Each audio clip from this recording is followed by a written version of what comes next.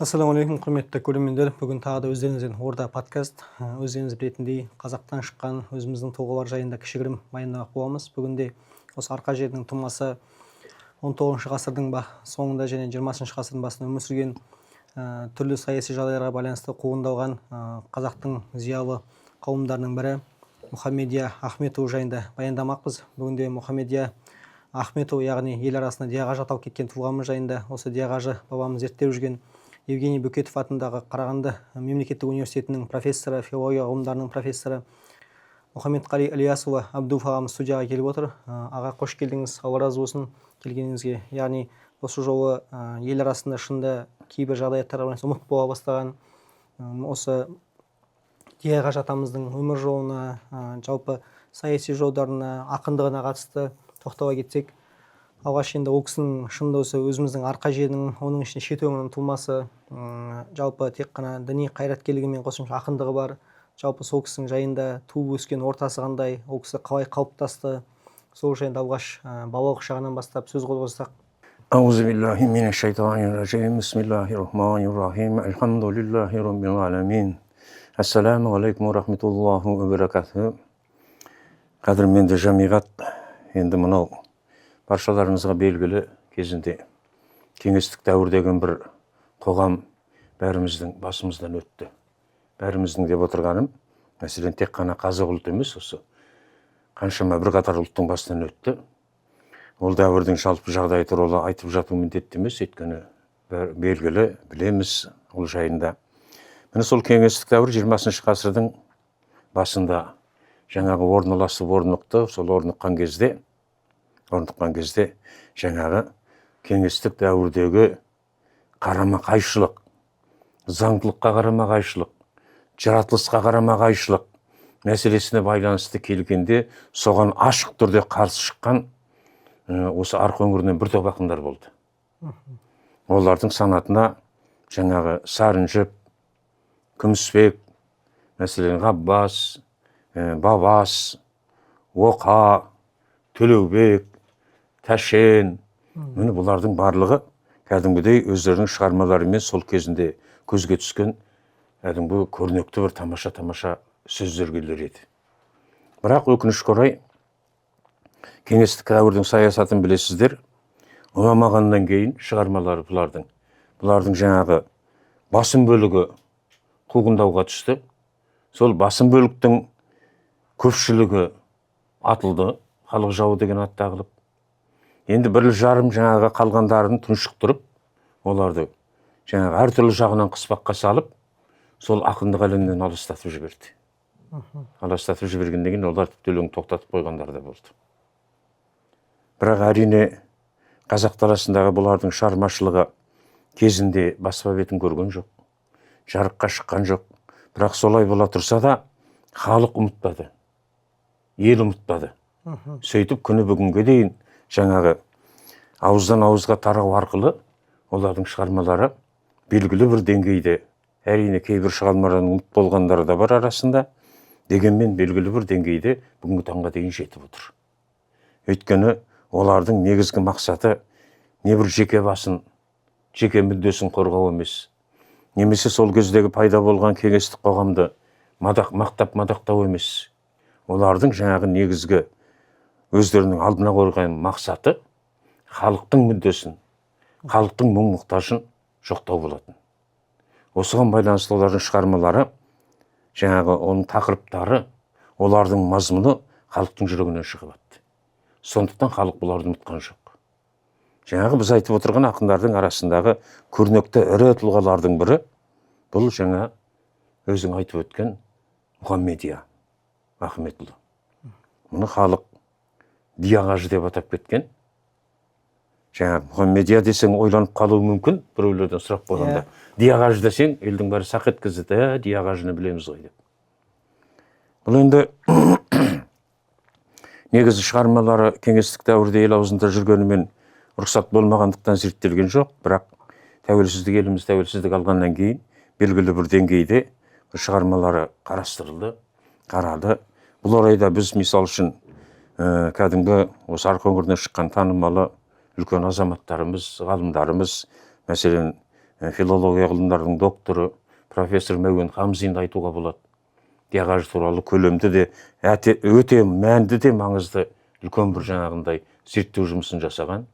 Сонымен бірге осы Диағажының аталас ұрпағы деп айтуымызға болады, танымалы өлкетанушы, жалпы қазақтың салт дәстүрі мен қазақтың мұң-мұқтажының өшіп бара жатқан қазақтың қырларын, ұлттық қырларын жарыққа шығаруға үлкен бір еңбек сіңіріп жүрген тағы бір азаматымыз бар, ол Төрехан Майбас. Осы Төрехан Майбас та Диағажының шығармаларын жинақтап, жарыққа шығуына үлкен бір өзінің еңбегін сіңірді. Мінекей осындай азаматтардың арқасында Диағажы күні бүгінге дейін, қазіргі күнімізге дейін жетіп, жаңағы елдің арасына белгілі бір деңгейде өзінің шығармаларымен таныс бола бастады деуімізге болады. Енді Диағажының туралы әңгіме айтқан кезде оның бір мәселесі, бір жағдайы, мынау қазақтың бір ұлттық танымына, қазақтың болмысына, қазақтың жаңағы ұғым түсінігіне қатысты бір үлкен мәселе тұр. Мәселен, жаңа өзің айтып өттің, азан шақырып қойған аты Мұхаммедия. Бірақ ел Диағажы деп кеткен. Дия деген енді атын. Себеп не? Себеп бұл жерде Мұхаммедия дегенде Мұхаммед деген саллаллаху алейхи уассалам біздің пайғамбарымыздың есімі тұр. Осы есім тұрғаннан кейін Диағажы балалық шақты басынан өткөрді ма, жігіттік шағын өткөрді ма, мәселен өткөрді. Содан кейін қарттыққа қарай қадам басты ма, басты. Жарайды, кейінгісі жақсы алып, бала кезінде сол үлкен ақсақалдар Диағажы керек болғанда, әй Мұхаммедия, әй Мұхаммед, қайдасың деп шақыруға өздеріне үлкен бір сондай бір жаңағындай ыңғайсыз жағдай деп санап, бұл құрмет болмайды, пайғамбарымызға құрмет болғандықтан, пайғамбарымыз біз қалай әй деп жаңағындай есімін айтып жатамыз. Бұл жерде біздің пайғамбарымыздың саллаллаху алейхи уассалам есімі тұр деп, осы орайдан бастап, осы негізге байланысты алдындағы пайғамбарымыздың есімін алып тастап, Дия деп атап кеткен. Әй Дия бергей деп бала кезінде шақыратын көрінеді. Әй анау Дия қайда деп шақыратын көрінеді. Яғни үлкен ақсақалдардан естігенде, сұрағанда, сол ақсақалдарымыз осы мәселені бізге айтқан еді. Осындай жағдай соған байланысты деп. Оның бір көрінісі, misal үшін, жаңағы қазаққа тән үлкен бір дәстүрдегі өте бір жаңағындай бір ерекше жағдай ғой. Misal үшін, Шоқанның аты да Мұхаммед Ханафия ғой. Бірақ ешкім Мұхаммед Ханафия деп айтпайды. Бұл жерде де біздің пайғамбарымыздың саллаллаху алейхи уассалам есімі тұр. Ел Шоқан деп атап кетті. Неге? Халық Шоқан деп атап кетті. Неге? Өйткені тағы да осы жағдай көрініс беріп тұр. Сол сияқты тура осындай есім Сегіз-сері Бахрамұлында да бар. Оның да есімі Мұхаммед Ханафия. Оны да ел Сегіз-сері деп атап кетті. Біріншіден бұл жағдай, misal үшін қарасаңыз, Сегіз-серінің жаңағындай ақындық әлемнің бір бел ортасында өскен мықты ақын екендігін көрсетіп отырса, халықтық ақын екенін көрсетсе, екіншіден жаңағындай біздің пайғамбарымызға деген қазақ халқының жүрегінде жатқан үлкен құрметті аңғаруымызға болады. Сондықтан бұл дәстүрді қазіргі кездегі жастарымызда білген ғой деп ойлаймыз, жаңағы Диағажының есімінен шығып отырғандығын айтуға болады. Бұл басқа да жағдайларда кездессе, жалпы пайғамбарларға біздің жаңағы ұлтымыз, халқымыз өте құрметпен қараған. Абайдың есімі, азан шақырып қойған Абайдың есімі Ибрахим ғой. Ал енді соны Ибрахим деп айтқан адамды көрдіңіз бе? Бәрі Абай деп кетті. Бала кезінен бастап. Неге? Бұл жерде де жаңағы пайғамбарға деген Ибрахим разиаллаху анхуға арналған жаңағы құрметтің көрінісі байқалып тұр. Міне осында жағдай, осы есімінің өзінен, жаңағы Диағажының есімінің өзінен үлкен мәселені осындай аңғаруға болады.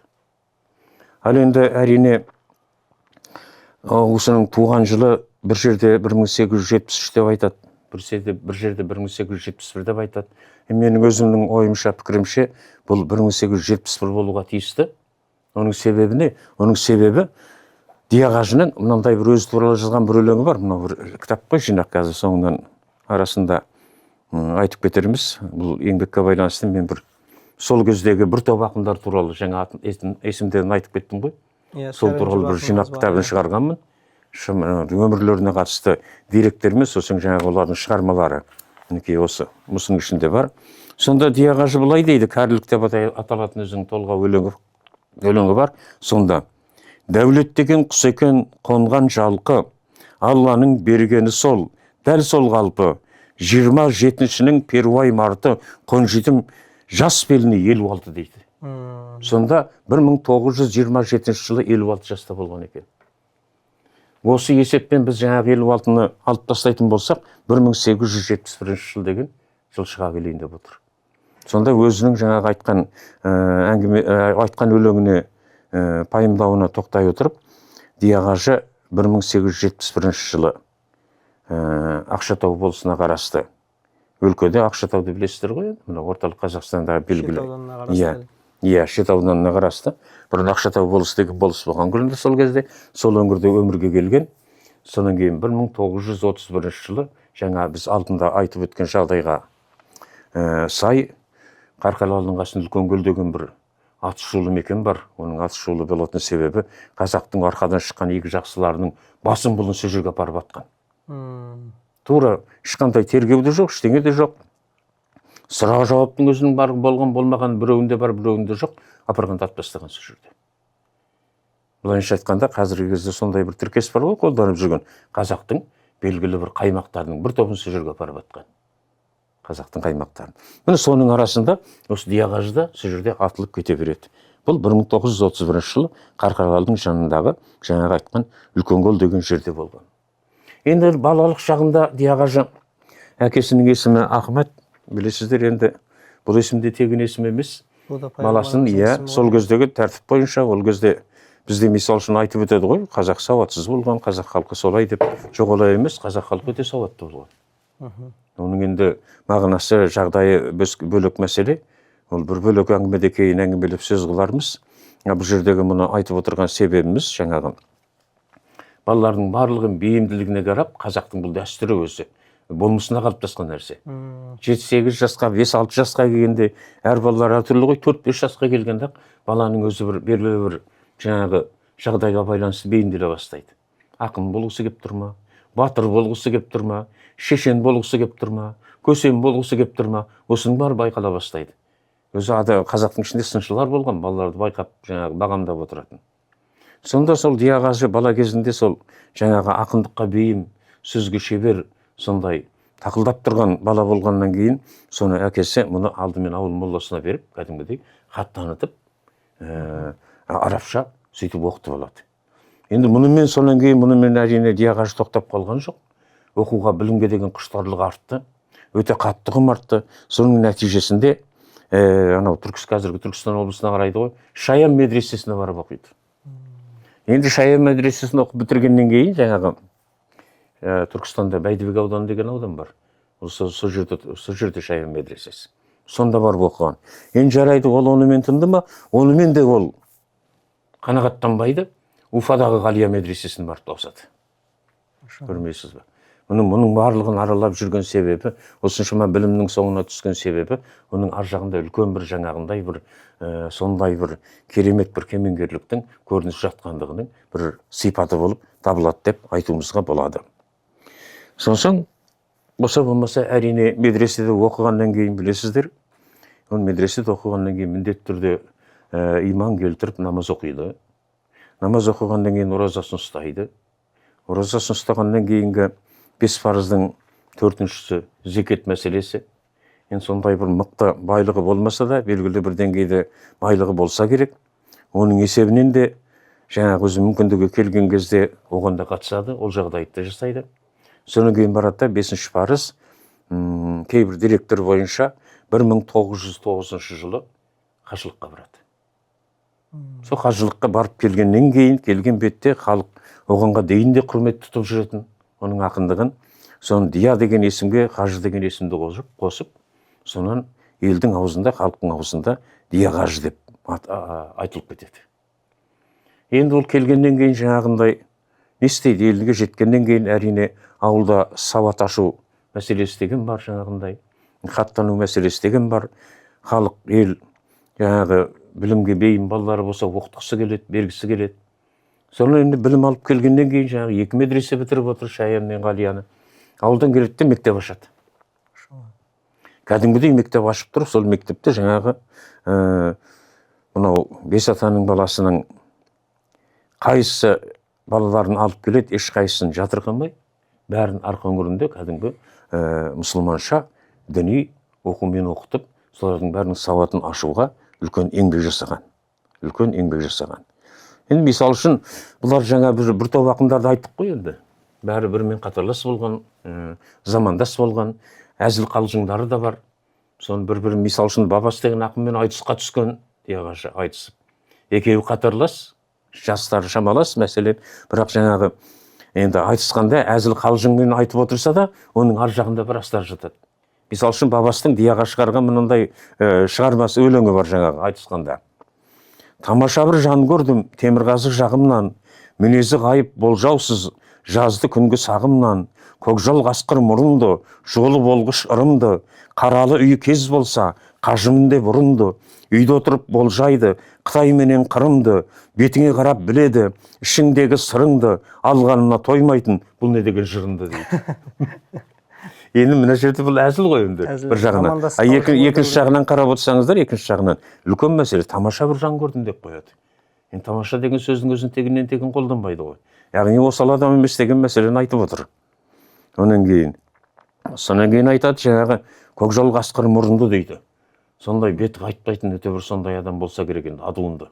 Диағаш ойына келгенін айтып тастайтын жаңағы.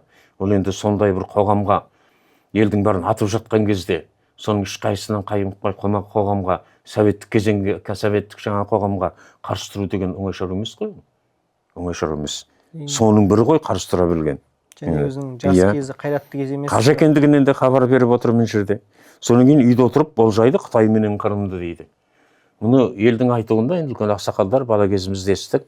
Диағашының жаңағы кітап ашып қарап отырып, кейде басын шайқап қойып, кейде былай деп, кейде әртүрлі мәселелерді айтып, бір болжам жасап отыратын көрінеді. Бұл болжам дегеннің өзі бір ұлттың бір жаңағы бір ойынан, талқылауынан өткен мәселе болса керек деп ойлаймын. Misal үшін әкеміз айтып отырушы еді, мынау оңтүстік өңірде 1940 жылы дейді, Алатаудың беліне дейін қызғалдақ өсіп кетті, қып-қызыл.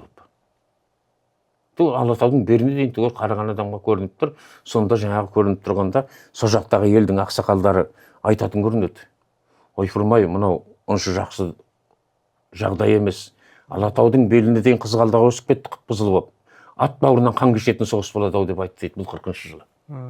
41-ші жылы жаңағы неміс фашистерімен арадағы соғыс басталып кетті. Бұл жаңағы қазақтың бір дәстүрінде бір қалыптасқан табиғаттың жаратылысының өзі бір хабар беріп тұратын бір жағдайлар бар. Бәрі бірдей хабар бермейді барлық жағдайда. Кейбір мәселелерден осылай хабар беріп тұратын жағдайлар бар. Сондай жағдай осы Диағажының да жаңағындай негізі басында болғанға ұқсайды. Оның бірі, misal үшін қараңыз, мынау Шет ауданына Қазбек бидің, Қаздауысты Қазбектің ұрпағы Сейілхан Досымақов деген бірінші хатшы болып келеді. Бірінші хатшы болып келгенде сонда жаңағы сәлем беріп, Диағажымен кездесіп қалған екен, Диағаж жалт қарап, жаңағы Сейілхан Досымақовқа айтыпты. Сейілханым нән жуаным, әкең қажы Досымақ, Қазбегім асыл тегім сенен кедей шошымақ деді. Бірақ ауыз сөз болды. Мұнда кедей деп отырғанда, жаңағы мал жоқ, бір тұрмысы жоқ, адамдарды айтып отырған жоқ. Кедейлер өкіметін сол кезде Совет үкіметін айтып отыр. Түбінде сенен Совет үкіметі шошиды деп отыр. Сол Диағажының айтқаны келді, 37-ші жылы Сейілхан Досымақов ұсталып атылып кеткен. Ол бір ғана мәселе емес, тағы бір мәселе бар. 28-ші жылы Диағажыны арнайы тапсырыс бойынша ұстап, содан кейін аяқ қолын байлап, жаңағы шанаға отырғызып, арбаға отырғызып, Қарқаралыға жауапқа тартамыз деп Қарқаралыға екі жаңағындай солдат бар, алып жөнеледі ғой. Сонан кетіп бара жатқан кезде жолда Қарқаралыдан өкіл шыққан екен, Еспайып Омар деген. Ол өкілдің мақсаты кеңес дәуірі келгенмен әлі де болыстық сайлау бар. Кеңестік тұрғыдан сайлайды. Соны мынау Мойынты еліне, Қарсөңкеріне елінің ішіне келіп, болыс сайлауға келе жатыр екен жаңағы өкіл. Бірақ оны елден естіген енді әлгі болыс сайлайындағанда жай келе жатқан жоқ. Оның ойы астыртын пара алып қойған болса керек дейді. Адам Байтұрсынның жаңағы әбенін, Топатайдың әбенін болыстыққа сайлаймын деп сөйтіп келе жатыр екен. Соның жолда, орта жолда кездеседі ғой. Ассалаумағалейкум, уағалейкум ассалам, бұл кісіні неге апара жатсыңдар деп жаңағы Есбай имам сұрайды. Сосын осындай бізге тапсырыс болды. Бұл кісі мынау мемлекетке, саясатқа қарсы, мынау кедейлерді жек көреді, байларды жақтайды. Содан кейін ұста дегеннен кейін ұстап апара жатырмыз Қарқаралыға деп. Онда дұрыс екен деп Есбай имам. Сонда диаға жалт қарап Есбай имамға айтты. Есбай имам, қара томар, бетіңнің бедері жоқ шыбын мұнар. Майды сайлап, майды шайнап, артыңа салып жүрме ұзақ сонар депті. Енді байдың баласын сайлауға кетіп барады ғой. Сөйлеп айтқан екен, сол Есбай имам 1937 жыл халық жауы деп сотталып атылып кетті.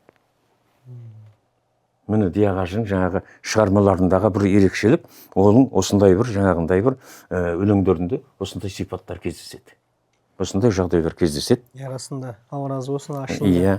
Диағаж атамыздың заманына барып қайтқандай болып отырмыз. Сол кісілердің есімен бұл кісінің енді шынында түсініп отқаным жаңағы қазақ халқының есім қоюдағы даналығының өзі, біз өзі пайғамбарымыздың есімін өте аз қояды ғой. Қойған күннің өзінде жаңағы өзіңіз мысалға келтіргендей өте есімін атамай, басқаша есіммен атап, немесе жаңағы осы Диағаж бабамыздың есімі секілді пайғамбарымыздың атауынан кейінгі жалғауымен аталып кетуі, бұл да біздің дінімізге, пайғамбарымызға үлкен құрметтен ғой.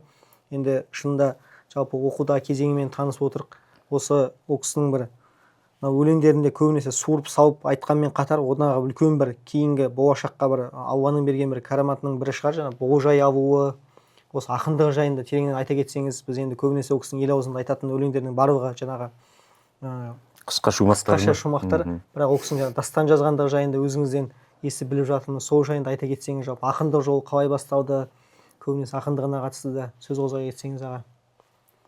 Бұл енді Диағажының шығармалары, оның ішінде жаңағы ел аузында сақталып қалған мұралары алдында айтып өттік қой, белгілі бір деңгейде бар. Сосын шығармалардың тақырыптары жаңағы ел ішіндегі тыныс тіршілікпен кейбір өрескел бір болып жатқан іс-әрекеттерді көрсетуге арналса, екінші бір парасы, тақырыптарының екінші бір саласы бұл дінмен байланысып келген. Өйткені жаңа алдында айтып отырмыз ғой, Шаян медресесін оқыды деп, Ғалия медресесін оқыды деп, тек қана онымен тынып қалған жоқ. Онан кейін жаңағы қажылыққа барғанда 1909 жылы қажылықтан бері қарай қайтты емес пе? Қайтқанда Түркияның үстіне келген кезде, сол Түркиядағы Анадолу деген жердегі Әл-София деген медресеге қарып, сол медреседе оқыды. Яғни демек сонда тоқтамай кәдімгідей әлгі мынау біздің кеңестік дәуірдің кезіндегі жағдайға тепрешіне түскенше бұл кісі оқудың соңында түскен адам ғой. Дүние оқуды әсіресе жетік меңгерген. Оның енді шығармалары әрине баршылық. Оның ішінде жаңа үлкен ірі дастандары да бар. Ол дастандарына байланысты айта кететін болсақ, мисал үшін ерекше бір ел ішіне кеңінен тараған дастаны ол Әбу Шахма. Әбу Шахма деген дастан бар. Бұл енді жаңағы дастанның оқиғасы негізінен қарап отырсаңыз тәрбиелік мәні өте жоғары, тәрбиелік мәні жақсы. Бұл daстандағы негізгі мәселе мынау пайғамбарымыз саллаллаху алейхи уассаламнан кейін халифа болып ел басқарған 4 шахрияр бар ғой. Сол 4 шахриярдың ішінде Омар Хазрет разиаллаху. Соған байланысты Омар Хазреттің дейді бір Әбу Шахма деген баласы болды дейді. Дастанның оқиғасы. Баласы болады, ол баласының дауысы сондай бір үнді тамаша, елге жағымды болса керек. Оның жағымдылығы сондай, Құранды оқыған кезде жиналған халықтың барлығы, сахабалардың барлығы пайғамбарымызды саллаллаху алейхи уассалам есіне түсірді екен. Сондай тамаша оқитын болған дейді. Сонан жаңағы бала ауырыпты бір күні. Сырқаттанып ауырады. Ауырғаннан кейін Алладан тілеп, жаңа Хазрет Омар, ол кісі, егер балам ең болмаса бір шамалы жатып қалған ғой, шамалы тәуір болып орнынан тұрып жүретін болса, мен жаңағы 10 ай ораза ұстаймын деп уағда берген екен. Сонан бір шамалы уақыттан кейін баласы орнынан тұрып жүріп, жаңағы өзінің тілегі қабыл болып сөйтеді. Сонан 10 ай ораза ұстайды. Енді жүргеннен кейін енді аралап, анда-мында барып, бірақ дегенмен аурудың жаңағы демі болса керек, қалса керек. Сонан бір күні ел жиналып келіп, сахабалар жиналып келіп, біз көп болды естімегенімізге, жылдан асып барады. Әбу Шахмаға бір Құран оқытқызайық, дауысын естейік. Жақсылап бізге бір Құран оқыншы деп, сонан рұқсатты алып, мешітке барады. Мешітке барып Құран оқиды. Сахабалардың барлығы жаңағындай көздерінен жас ағып отырып тыңдайды Құранды. Сонан әбден оқып біткеннен кейін сол сезіммен елдің бәрі тарайды. Онан Әбу Шахмад үйіне қайтады ғой. Үйіне қайтып келе жатқан кезде бір кәпір жолығыпты дейді. Кәпір адам жолығып, әй, сен сырқаттанып жүрсің ғой, өңің неге бозарып кетіпті деп. Мен саған бір ем айтайын. Сол сырқатыңнан жазылып кетесің. Сен арақ іш депті. Сонан кейін Әбу Шахмад, жоқ, мен арақ ішпеймін. Ол болмайды. Арақ ішсем мен үлкен зор күнәға батамын. Арақ ішуге болмайды депті. Сонан жаңағы кәпір соңынан қалмай қойыпты. Сен арақты іш, бұл сен денсаулығың үшін ішейін деп тұрсың. Сен оның соңына түс деп тұрған жоқпын. Бірақ бір-ақ рет ішсең болды, сонан кейін сен өте жақсы жағдайға тап боласың. Мына ауруынан кетеді. Денсаулық керек қой. Денсаулыққа байланысты сен қандай ем қолдансаң да жаңағындай мүмкіндік бар. Сен соңынан қоймай келіп, ақырында үйін алып барады. Үйін алып барып, жаңағы Әбу Шахмаға арақ беріп, арақ ішкізіп қояды. Сонан Әбу Шахма әжіп торы қызып, жаңағы үйден сондай жағдаймен шыққан екен. Сонан сол келе жатып, бір үйдің есігі ашық тұр екен, сол үйге кіреді. Ішіп алған адам ғой. Үйге кірсе, жаңағы тор алдында бір әдемі бір қыз бала отырады. Ана қыз балаға көңілі кетеді. Сол қыз баланың қасына барып отырып, кетпе, сол баланы айналдырады. Сол баланы айналдырадығы жаңа қыз бала тұрып айтады: сіз өзіңіз енді Хазірет Омардың разиаллаху баласы боласыз. Мынауыңыз өрескелсіз қой. Сіз неге менің қасымнан кетпей отырсыз? Мұныңыз дұрыс емес қой деген мәселелерді айтқанмен болмай, өзінің көңілдегісіне жетті. Сонан жаңа қыз бала айтты: мен мұны ешкімге айтпаймын. Егер бір жағдайлар болып қалмаса, әбден шегінен шығып кетпесе деп сөйлейді. Сонымен үйіне кетіп қалады. Арада 9 ай өткен кезде жаңа қыз бала нәрестелі болады. Әбу Шахмадан. Сонан үйінің іші біледі қыз баланың. Ол уақытта ол өте қиын, өте жаман жағдай. Бұл қалай болды деген кезде жаңағы мәселенің бары ашылады. Сосын қыз баланы әке-шешесі Хазірет Омардың алдына жібереді, барды айт дейді. Сонан барып Хазірет Омардың алдына барады, жаңағы айтады ғой: осындай жағдай болып еді, осылай болып қалды, бұлай болды деп барлығын. Сонда Хазірет Омар жаңағы жүрегіне қанша қиындық болып, қанша ауыртпалық болып тұрса да, баласын Әбу Шахманы алғызып: сен үлкен күнә жасадың. Бұл күнәнің кешуі 100 мәрте дүре саған. Деп дүре соғатын үлкен бір жаңағындай денелі өзінің нөкері бар екен, соны шақырып алып, мынаған 100 қабат дүре бүкіл елдің алдында ұрасың дейді. Барлық сахабалар, барлық халық жиналады елдің алдында. Сонан кейін алдымен 10 дүрені соғады, онан кейін 20 дүре болады, онан 30 болады. Сонымен 50-ге барған кезде бала әлсірейді. Әбу Шахма әлсіреген кезде сахабалар жылап рұқсат сұрайды: қалғанын бізге 50 дүрені бөліп бізге ұрыңыз деп бірнеше сахаба шығады. Біз алайық мойнымызға деп. Оған Омар: жоқ, болмайды, күнәні кім жасады? Сол ертең бұл жаңағы о дүниеге ақиретте тірілген кезде мұның жағдайы не болады?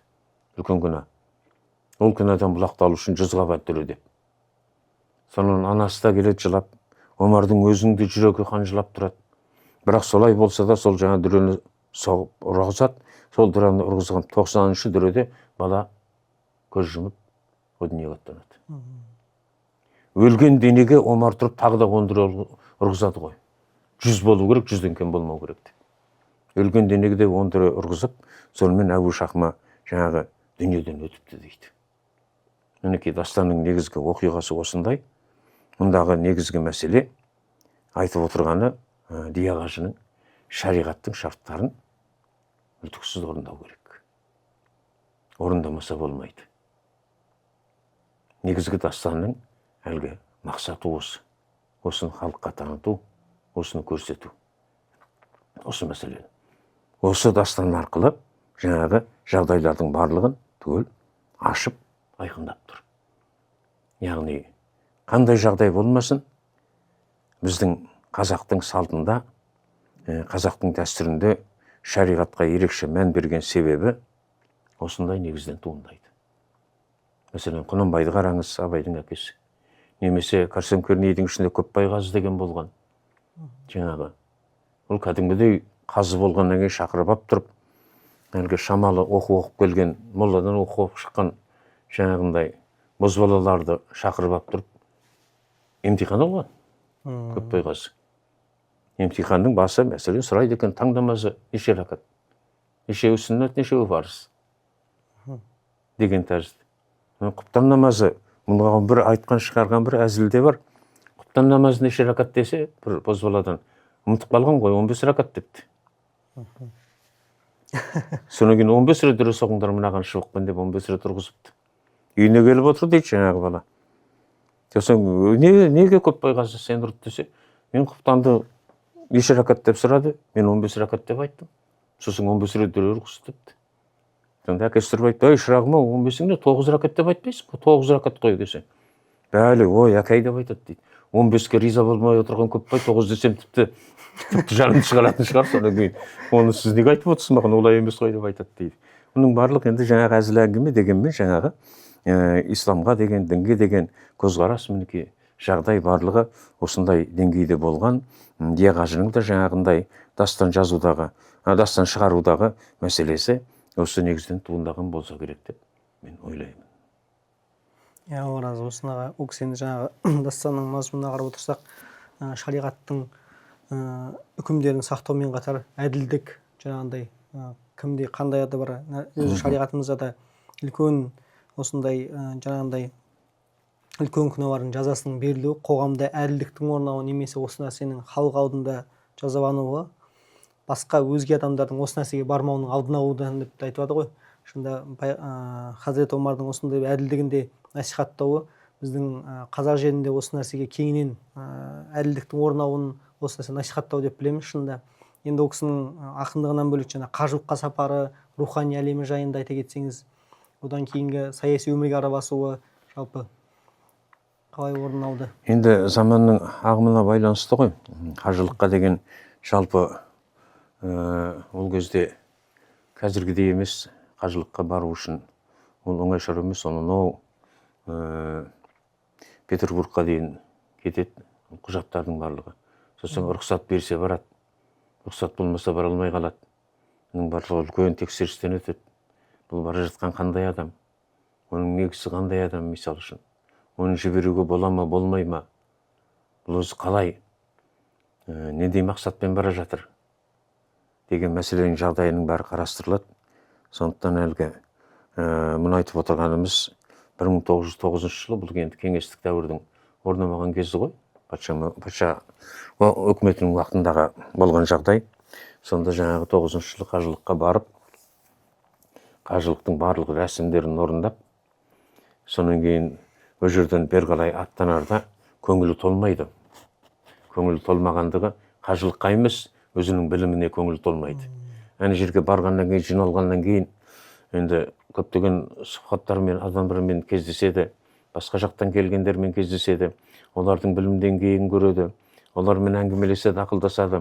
Сонда жағдайдың бәрін естіп жолығып, жаңағындай өзінің ойын сарапқа салаттағы, көңілі толмай, мен тағы да оқуымды жалғастыруым керек. Әлде менің білімім сондай бір деңгейде емес екен, әлде менің білімім деңгейі төмен екен дегендей оймен жаңағы қайтып келе жатқан кезде, жаңа айттық қой әлгі Әл-София деген медреседе қалып, сол жерде білімін жалғастырып, оқуының мәселесі осыған байланысты. Енді бұл жердегі өте бір айта кететін бір ерекше жағдай, осы медресеге келіп, Әл-София медресесіне келгенде, екі түрлі үлкен мәселе дінмен қоса алады. Оның бірінші мәселесі арабтың тілін үйренеді толық. Өйткені қажылыққа барып қайтты ғой. барып қайтқаннан кейін көріп қайтты. Екінші түріктің тілін үйренеді. Сонда біздің айтып отырған мінекей жаңағы Дия қажымыз, ол тек қана жаңағы қазақ тілімен шектеліп қалған жоқ. Ол тек қана қазақ тілін ғана біліп қойған жоқ. Ол жаңағы араб тілін меңгергеннен кейін міндетті түрде фарс тілін меңгереді. Олар бірімен бірі байланысты. Фарс тілінде, онан кейін түрік тілінде жете меңгерген адам, еркін сөйлеген адам. Сол жаңағы Әл-Суфия мешітінен, медресесінен осы жағдайды терең деңгейде, терең жағдайды үйреніп келеді. Келгеннен мектеп ашқан кездегі оның жаңағы мәселесі дін оқуларымен қоса, осы арабтың тілін, түріктің тілін, фарсының тілін жаңағы балаларға үйретуге ерекше ден қойған. Өз саласынан, өз жағынан алып, өзінің көзқарасы бойынша, өзінің білім деңгейімен сараптай отырып, сол кездегі жаңағы оқыған Дияның алдында болып, Дияның алдынан оқығандар белгілі бір деңгейде, белгілі бір мөлшерде арабтың тілін, түріктің тілін, содан кейін жаңағы фарсының тілін меңгерген. Содан кейін олар да жаңағы өздерінің ауылына, еліне барған кезде жаңағы арабтың, фарсының тілдерімен байланыстырып, өз елдерінде қандай болатынын, қандай жағдай болатындығын жаңағындай, қандай жақындығы бар, қандай алшақтығы бар деген жаңағы сөз арасындағы байланыстарды, тіл арасындағы байланыстарды ажыратуға дейінгі жағдайға дейін көтерілгендігін туралы үлкен көз көрген бір ақсақалдар біздің бала кезімізде айтып отыратын. Сондықтан Дияның мектебі ерекше мектеп, оның мектебін тек қана ақындық мектеппен шектеп қоюға болмайды. Оның мектебі тіл ғылымына да, жалпы жаңағындай тарих ғылымына да, әдебиет ғылымына да сондай бір жол салып отырған үлкен мектебі болған Дияның деп айтады. Тек қана ол жаңағы кеңестік дәуір әбден жаңағы 31-ші жылы атып тастады. Ол атып тастағанда да негізі мән бар ғой. Тегіннен тегін атқан жоқ. Егер атылмай қалса, Дия жарып шығар еді. Ол сондай адам екенін білді дағы, бұның көзін құрту керек, ату керек деді, болды, атып тастады. Мінекей сондықтан көзі жойылып кетсе де, сол елдің арасында белгілі бір деңгейде қалды. Бірақ толық деңгейде, қандай деңгейде оқығандығы туралы, жаңағы қандай деңгейде шәкірттердің білім алғандығы жайындағы жағдайдың барлығы кеңестік дәуірдің табанының астында қалып қойды. Ол бүгінгі жағдайға, бүгінгі деңгейге, бүгінгі уақытқа толық деңгейде жете қойған жоқ. Тек қана ел аузында сақталған үлкен кісілердің айтқан әңгімесінде осындай мәселе Дия қажыға байланысты айтылады. Енді Дия қажының біз қарап отырмай, болса да мына кітапты алып келгеннен кейін бір шығармасын қарап көрейік. Мәселен, оқып көрейік.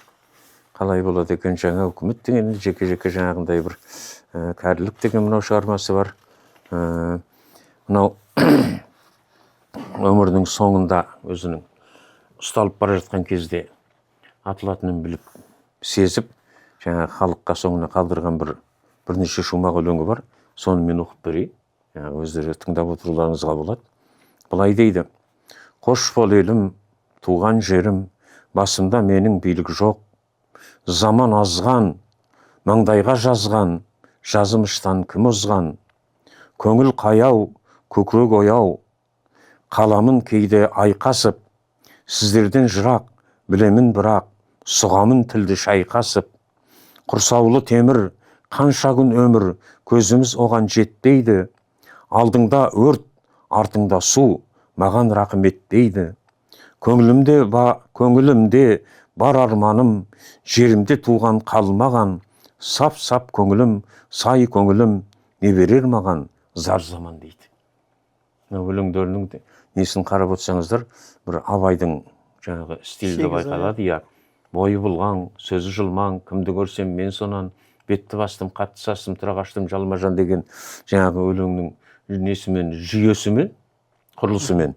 Мына жердегі қош бол елім, туған жерім, басында менің билік жоқ, заман азған, маңдайға жазған, жазымыштан кім озған дегендер жаңағы үйлесіп тұрғандығын көреміз.